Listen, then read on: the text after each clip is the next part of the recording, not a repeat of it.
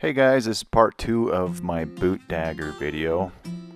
It's going to be a lot of sanding, but the good news is it's only 2 minutes 48 seconds long.